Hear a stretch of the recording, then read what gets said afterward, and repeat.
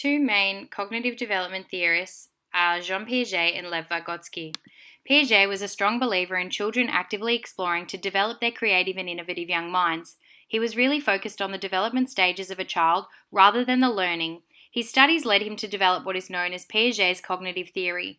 The third component of the theory delves into the 4 stages of development. This covers a child's basic development foundations from birth through to a young adult.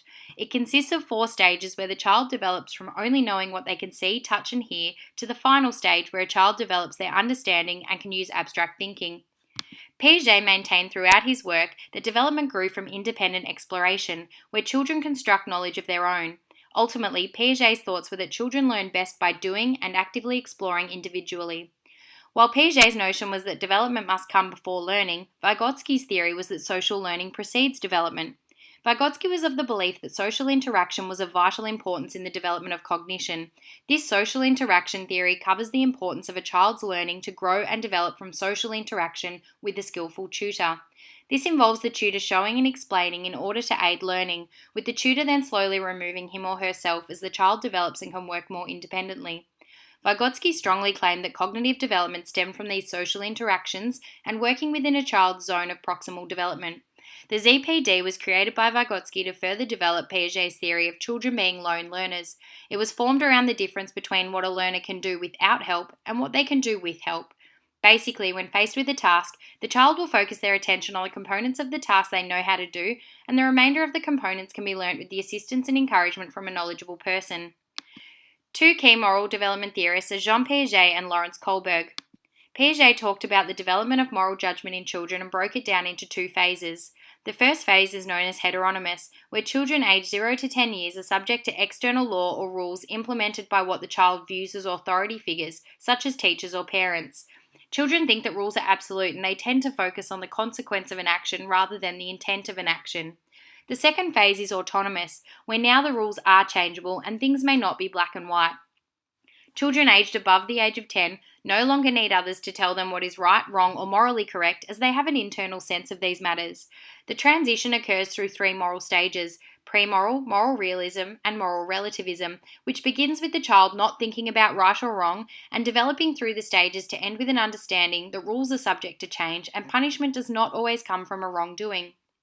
Lawrence Kohlberg expanded on Piaget's work by creating 3 levels of moral development, 2 of which focus on the levels a young child moves through.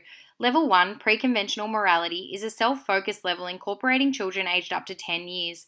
The child moves through 2 stages. The first stage, they focus on abiding by rules in order to avoid negative punishment, and stage 2, known as instrumental relativist, where the child starts to think about what satisfies their own personal needs.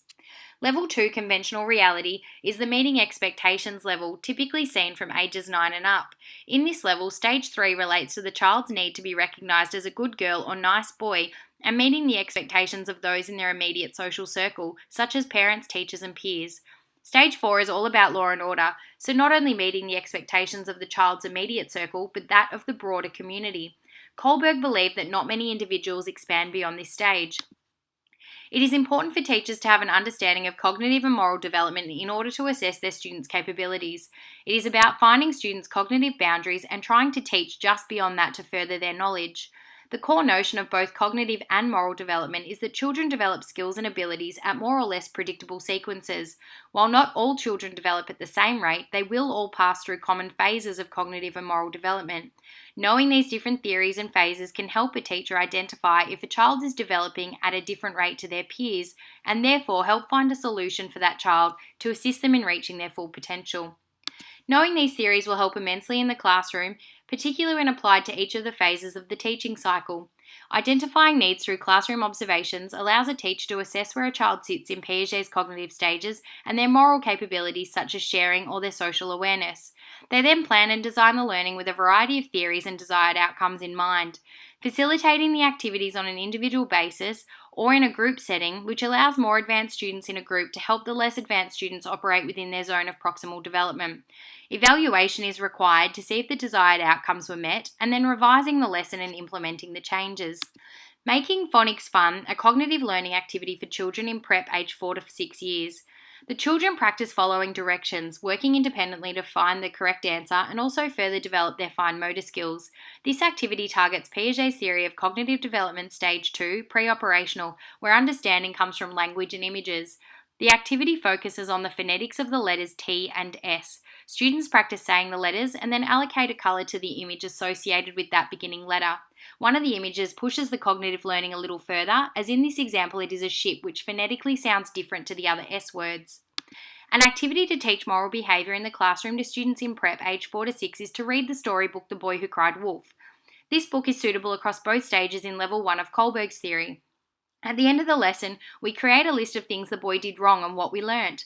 This enables us to teach children that they should not tell a lie and that the result of telling a lie can be very serious. The story resonates with children in stage 1, where abiding by rules is an absolute, and stage 2, where children realise that in this instance, the boy's actions by wanting to satisfy his own personal need had severe consequences. Thank you for listening.